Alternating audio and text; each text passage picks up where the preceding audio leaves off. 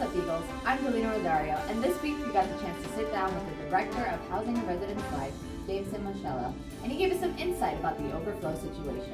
Here, whenever we have a demand for housing that surpasses our capacity, so we have more students who want to live on campus than we have space for, we enact our overflow housing process for those students. So we take 40 spaces that we that we triple up. And so normally it's in one of our double rooms, so 2 people normally live in one of these rooms, we add 1 bed. So we do this to allow an additional 40 students to live on campus who might otherwise not be able to attend FGCU if they didn't have housing options.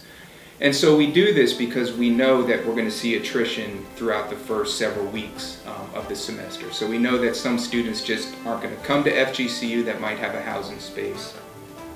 We know that students, every year, students get homesick and they may decide to disenroll from the university. So as those students and as those spaces become available, we move the students from overflow housing into a permanent space. Almost always we're able to get through those 40 spaces between the first and 6 weeks of classes. Sometimes it does go a little bit longer. We actually just offered our last person in overflow a permanent space yesterday, so we no longer have any students left in overflow housing. I understand it's a bit of an inconvenience for that period of time, even though it does provide those students with housing, because otherwise they may not be able to come to FGCU.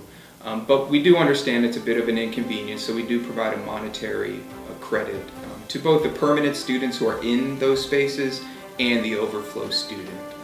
So we do provide a credit for them. I think our students came back to school ready to be involved.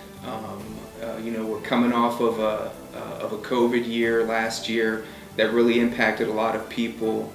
Our students arrived this semester really ready to engage, be involved, and start attending programs and activities again. And so it's just been really refreshing to see our students back out engaged, in classes, in person, also interacting with one another in the residence halls. So, I think everybody's ready to move forward.